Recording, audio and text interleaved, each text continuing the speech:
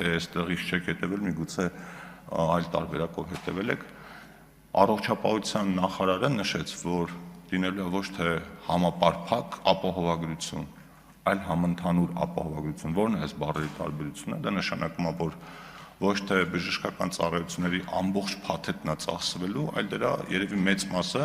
այն հավելյալ մասը արդեն մեր ապահովագրական ընկերությունները կարող են իրենք որպես հավելյալ ծառայություն մատուցել մեր քաղաքացիներին ու կարծում եմ իրենց մոտ այդ ուղղությունը, որը հիմա այդքան էլ զարգացած չի, ավելի կարող է զարգանալ։ Կենտրոնական բանկի մասին նաև հարցին, Կենտրոնական բանկը կարող է գործիքակազմ կիրառել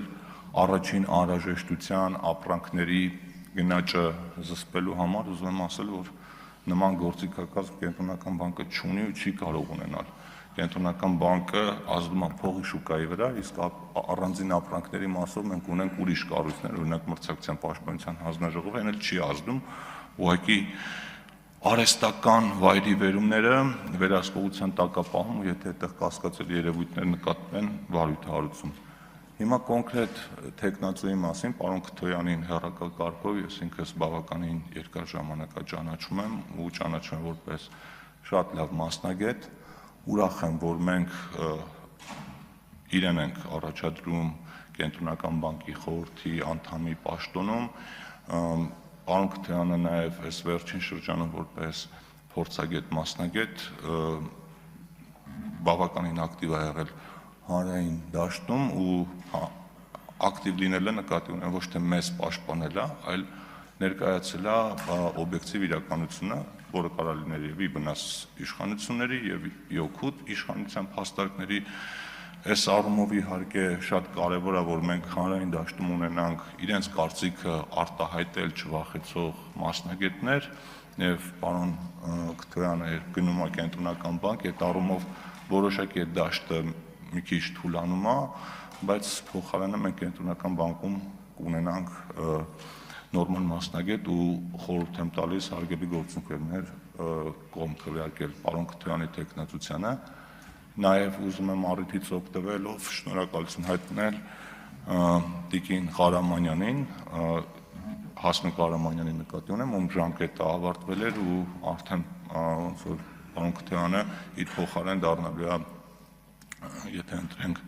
դառնալ է Կենտրոնական բանկի խորհրդի անդամ, տիկին Ղարամանյանը նույնպես բարձր պրոֆեսիոնալ է, շատ պարկեշտ մարդ ու շնորհակալություն եմ ուզում հայտնել իր կատարած աշխատանքի համար ու հույս ունեմ, որ հետագայում իր գիտելիքներն ու փորձը այլ ձևաչափերով կծառայեցնի Հայաստանի Հանրապետությանը։ Եվ քանի որ ժամանակ ունեմ, շատ մինչև վերջ չեմ օգտագործի, բայց շատ կարճ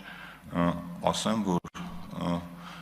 տիկին Վարդանին, Քրիստինե Վարդանին, որ ասում եք, ով ձեզ հետ համաձայն չի հայտնում այնտեղ, տիկին Վարդան, ոնց որ այնտեղ Գեղամ Նազարյանն էլ է նստած, ու ոնց որ թե այդ նույն պատճառով, ինչի մասին դուք նշում եք, իսկ մի հարցում ձեզ հետ լրիվ համաձայն եմ, որ ասում եք, մարդիկ զզվել են, որտեղ նայում են, թե ինչով է զբաղված մեր ազգային ժողովը, ու ասում եք, ինչու է այդպես, այդպես է, որտեղ այստեղ նստած եք դուք, հարգելի գործընկերներ, ու երբ մենք քննարկում ենք ինչ-որ նախագծեր, շատ անգամներ, բազում անգամներ եկել եք ասել եք, այս ինչ անկարևոր թեմաներ եք քննարկում, երկիրը գտնվում է այս վիճակի մեջ 5 տարի, դուք այդ նույն բանն եք ասել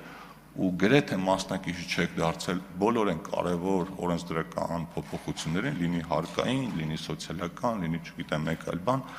որոնք ուղիղ վերաբերում են մեր քաղաքացիների կյանքին ու կենսամակարդակին։ Եղել է մի քանի դեպքեր, մի քանի ակտիվության դրսևորումներ, բայց հիմնականում ազգային ժողովի աշխատանքը այս լեզվակռվի վերացումը այն պատճառով, որ որոշ падգամավորներ ազգային ժողովում իրենց աշխատանքին մի քիչ մատների արանքով են կամ մի քիչ չէ, լավ էլ մատների արանքով են։ Այնպես որ հարգելի գործընկերներ, եւս մեկ անգամ խորհուրդ եմ տալիս պարոն Քթոյանին կողմ քվեարկել անկախ ձեր քաղաքական նախապատվություններից, որովհետև այստեղ խոսքը գնում է պրոֆեսիոնալ կառույցի մասին։ Շնորհակալություն։